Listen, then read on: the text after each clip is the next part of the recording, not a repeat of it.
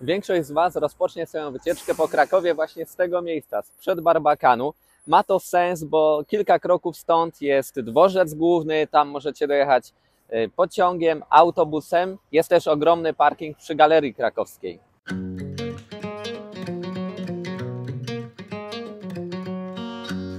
Stratą dla Krakowa jest to, że wielkie mury, które otaczały całe miasto, wysokie na 7 metrów, z basztami, 47 basztami, wysokimi na 10 metrów, wszystko to zostało zburzone i to nie przez wroga, a po prostu przez decyzję miasta. Jak do tego doszło? Mury miejskie nie były w najlepszym stanie, baszty się trochę rozpadały, nikt tego już nie pilnował, nie pełniły swojej funkcji, natomiast pełniły funkcję mieszkalną dla różnych opryszków. Ponoć było to miejsce, w które nie warto było się zapuszczać. Poza tym płynęła wokół Krakowa fosa. Ta fosa w tamtym okresie niestety już bardziej przypomina cuchnące bagno, bo jeszcze wszystkie nieczystości, ścieki z Krakowa spływały właśnie do niej. Więc unosił się potworny fetor, jeszcze te opryszki naokoło. Kombinacje były różne. Niektórzy sugerowali tylko obniżyć mury, jakoś to wszystko wyrównać, ale koniec końców zapadła decyzja o tym, żeby mury zupełnie zburzyć, teren wyrównać. W 1816 roku, kiedy debatowano nad tym, czy mury należy zburzyć, czy zburzyć, pojawił się jeden jedyny głos rozsądku. Był to Feliks Radwański, radny Krakowa, który powiedział, że przecież to jest taka pamiątka kultury, no nie można czegoś takiego po prostu wziąć, rozwalić, usunąć.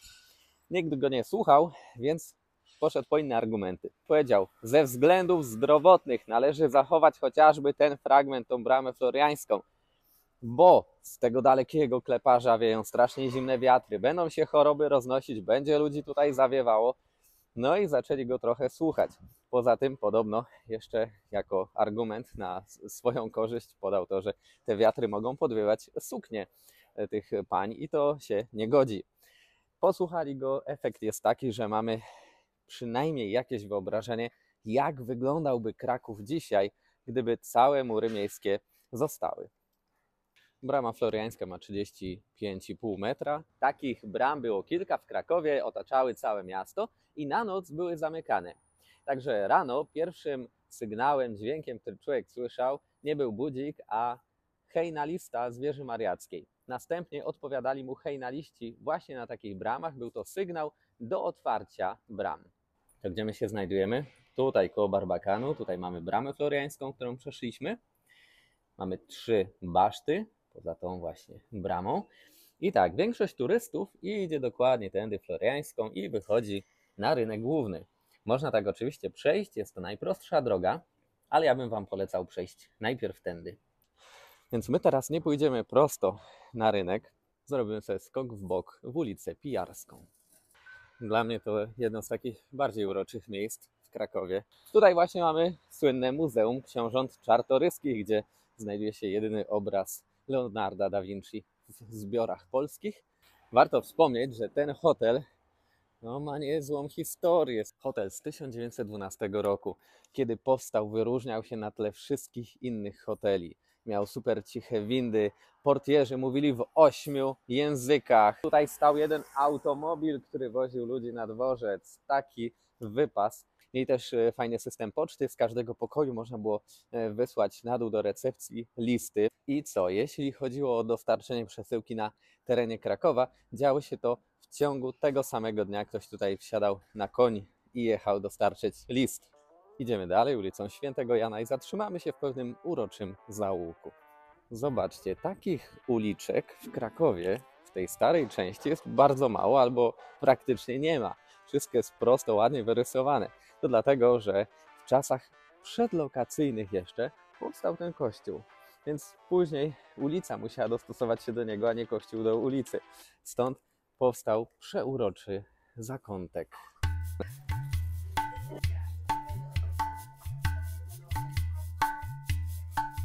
I takie piwnice są pod całym Krakowem.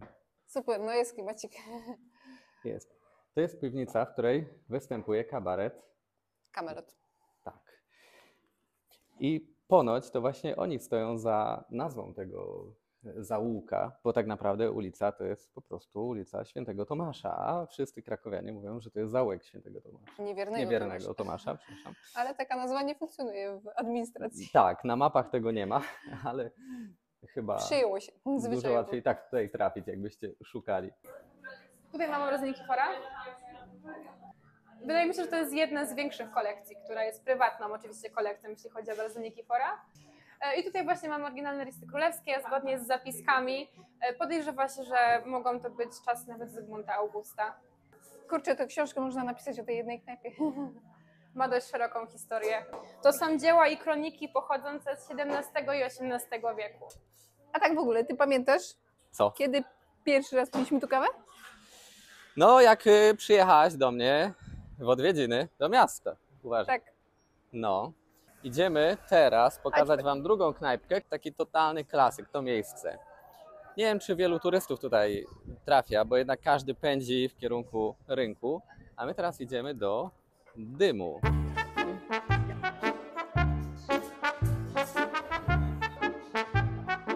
Dym to nie jest taka knajpa super w naszym klimacie akurat, ale warto było ją pokazać, bo to taki super klasyk, też ma 25 lat mniej więcej. W wielu książkach, w których akcja dzieje się w Krakowie, bohaterzy właśnie tam siadali na kawie. A tu jest bar kawowy Rio ze słynnej piosenki. Tylko, albo kogoś innego właśnie. Sprawdzimy.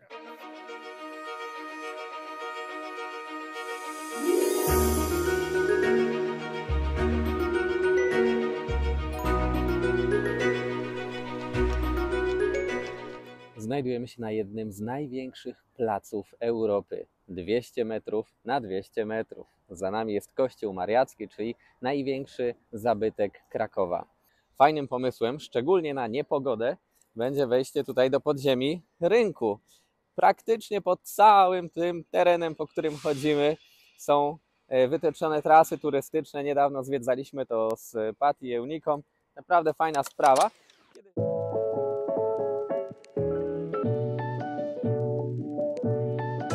A oto, proszę Państwa, jedna z najsłynniejszych cukierni w rynku.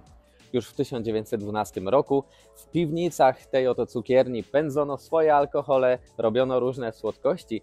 Kuchnia porozumiewała się z kelnerami jakimś urządzeniem akustycznym, dzięki czemu mogli szybko dostać zamówienie, a później wysłać je na górę specjalną windą. Bywali tutaj zacni goście, wśród nich przy tych stolikach siadali Jacek Malczewski, Wojciech Kossak, a później często zaglądał również Lenin. Hejnał z wieży mariackiej rozbrzmiewa od 1390 któregoś roku pewnymi przerwami, ale w tej formie, jaką znamy obecnie, że hejnalista wychodzi, trąbi na 4 strony świata, no to gdzieś od XVI wieku. I jaki jest plan? Co robimy dalej? Cieszymy się klimatem miasta, bo właśnie o to w tym wszystkim chodzi, żeby nie biegać od atrakcji do atrakcji, tylko napawać się atmosferą i właśnie takie zwiedzanie polecamy. A propos Mariackiego, w kierunku którego zmierzam akurat, to ciekawa sprawa. Widz Stworz, który tutaj przyjechał, spędził w Krakowie na robocie 12 lat i zgarnął za to taką kwotę, która była równowartością rocznego budżetu miasta Krakowa. Ale mało. to, co stworzył, jego ołtarz był wtedy największym ołtarzem w Europie. Także Kraków miał się czym pochwalić i to pokazuje rangę miasta, jaką miało w tamtych czasach. Dokładnie, sobie z Holandii czy tam skądś ściągnęli artystę, Tak. no nie? W ogóle Widz Stworz to taka ciekawa, barwna historia jest z nim związana, bo później on został wyklęty i przez długi czas nie mógł wykonywać swojego zawodu, ponieważ dopuścił się faszerstwa. Podrobił Sąd pieczęć sfałszował. czyjąś i go na tym przyłapano i w ten sposób go ukarano. Dopiero pod koniec życia w zasadzie został przywrócony do łask.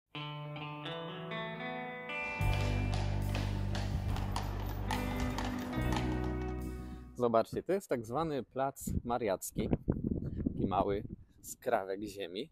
I tu chyba jeszcze do XVIII wieku był cmentarz, dokładnie w tym miejscu.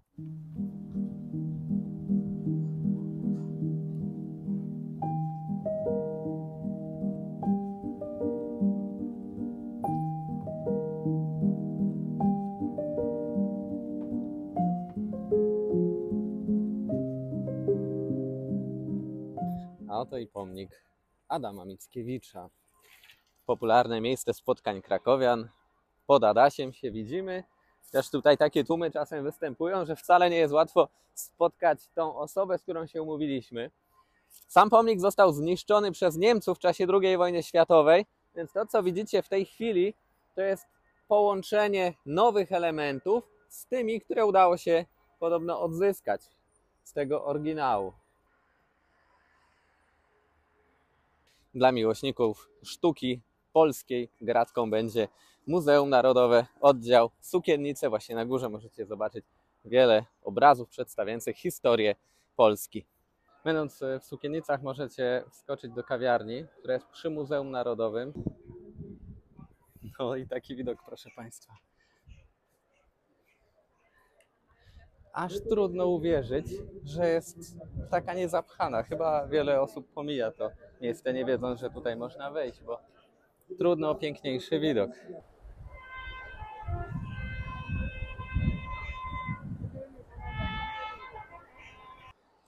Tutaj poszlibyśmy w ulicę Grodzką i dojdziemy na przykład do Wawelu albo też do dzielnicy żydowskiej Kazimierz. Na Kazimierz przyjdzie jeszcze pora w kolejnym filmie, bo jest to miejsce absolutnie wyjątkowe. A teraz idziemy w ulicę, na której według pewnej znanej piosenki ciągle pada deszcz.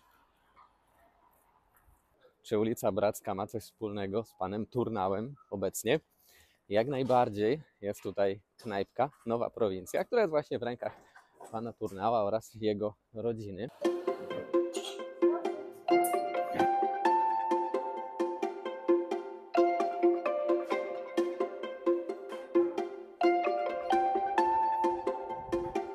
Można fajną książkę złapać, poczytać, pograć w szachy, w jakieś gry planszówki, zobaczyć kolekcję starych zegarów, która jest tutaj nieprzypadkowo. Tradycję zbierania zegarów w tym miejscu rozpoczął ojciec małżonki pana Grzegorza Turnała i dzisiaj niektórzy klienci, stali bywalcy, jak mają taki fajny zegar z duszą, mogą go tutaj przynieść, zostawić i powiększać kolekcję.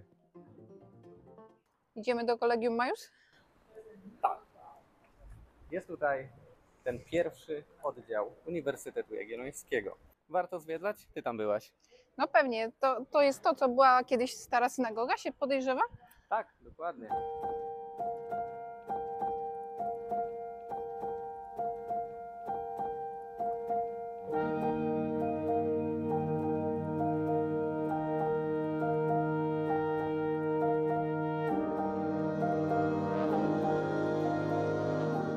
Życzę Wam, żebyście mieli na tyle wolnego czasu, żeby nie trzeba było korzystać z hulajnóg, meleksów i innych tego typu środków transportu, czy też dorożek, a żebyście sobie przeszli powolutku właśnie ulicą Grodzką, czyli od samego Barbakanu, przez cały rynek Grodzką, aż do Wawelu, a później na Kazimierz. To jest piękna trasa, każda kamienica jest zachwycająca. A właśnie, idziemy sobie tą Grodzką, przechodzicie koło takiego niepozornego budynku, bo wszyscy się patrzą tutaj na kościół, natomiast za tymi drzwiami kryje się coś naprawdę ciekawego. Wydział Uniwersytetu. Kojarzycie Igora Mitoraja? Oczywiście.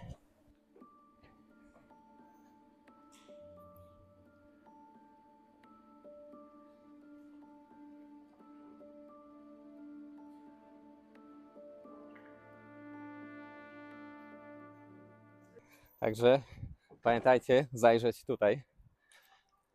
A po drugiej stronie ogromny kościół Świętego Piotra i Pawła. Idąc ulicą Grodzką dochodzicie do Podzamcza. Tu już jest coraz gęściej od budynków, które zwiastują to, że zaraz ukaże się Wawel. No i oto on. Na zwiedzanie Wawelu pozwolić sobie mogą ci, którzy są w Krakowie kilka dni, bo zbiory tam są ogromne i naprawdę jest co zobaczyć. Przypuszczam, że cały dzień można spędzić tak, żeby nacieszyć się tym miejscem, poznać dobrze jego historię.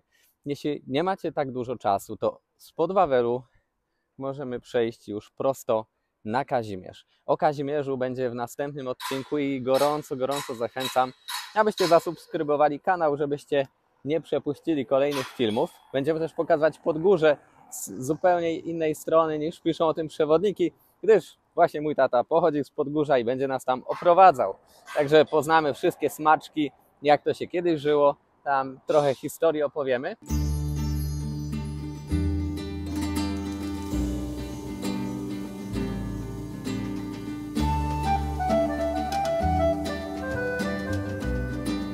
A teraz gratka dla fanów filmu Juliusza Machulskiego Vinci.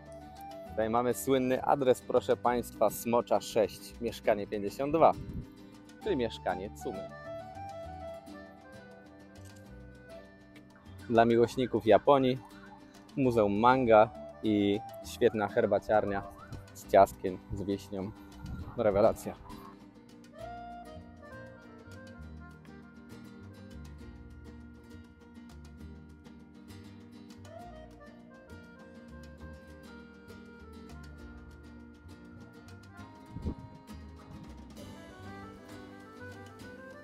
Byłem teraz w Centrum Informacji na Wawelu, no i panie powiedziały, że tak realnie trzeba byłoby 6 godzin przynajmniej przeznaczyć na to, żeby obejść część atrakcji. Jeden dzień, jeśli na spokojnie chcecie z jakimś odpoczynkiem tutaj.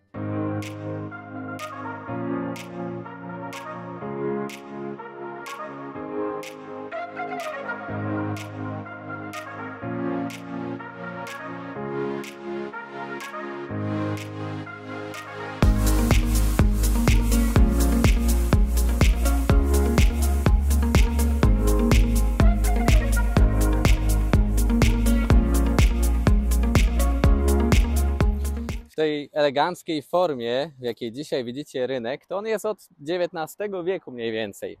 Wcześniej były tutaj składy różnych towarów, na przykład skład soli, skład węglowy, rynek żydowski itd., itd. W różnych miejscach można było zaopatrzyć się w towary wszelakie.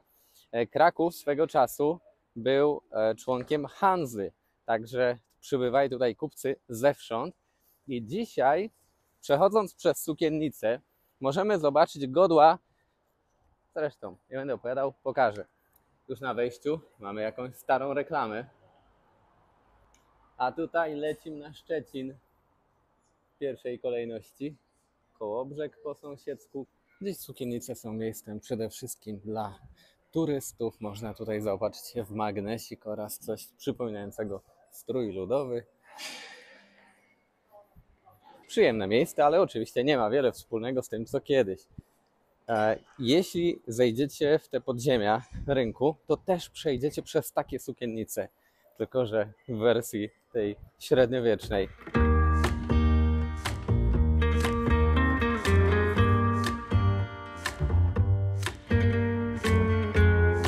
I kolejna stara reklama. Ależ one są urocze. Przed nami, drodzy Państwo, ratusz, a raczej tylko wieża ratuszowa, bo reszta budynku została zburzona. Niestety, podobnie jak mury miejskie, nie mieli burzyć całego, ale niestety podczas burzenia tak wyszło, że poleciała cała reszta. Później po wielu protestach miasto obiecało odbudować ratusz, ale na obietnicach jakoś poprzestali. Dzisiaj mamy po prostu wieżę, która tak fajnie się równoważy z tą wieżą Kościoła Mariackiego. Wracając do Igora Mitoraja, na rynku jest podarowana przez niego rzeźba, która pojawiła się tutaj kiedyś tylko w związku z wystawą. Cały rynek był praktycznie otoczony jego rzeźbami.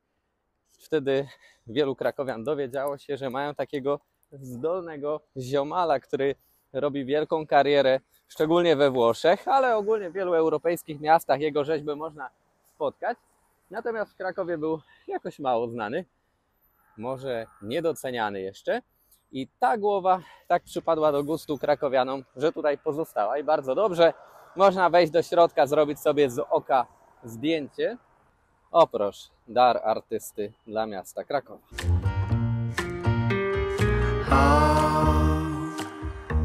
I leave what's wrong, 'cause I've seen down ending the night. No point to resist, no other fight. Jakbyście chcieli przejechać się dorożką, to podstawowa trasa kosztuje 250 zł za kurs. Tam parę osób wchodzi do środka. 550 chyba kosztowała taka aż do Kazimierza.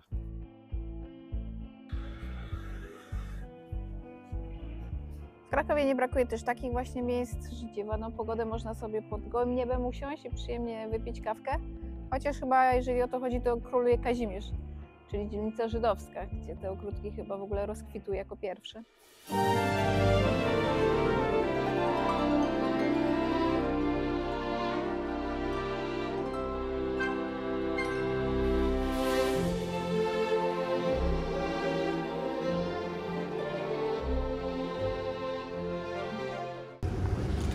Znajduje się w niej genialna księgarnia. Zresztą może wejdziemy.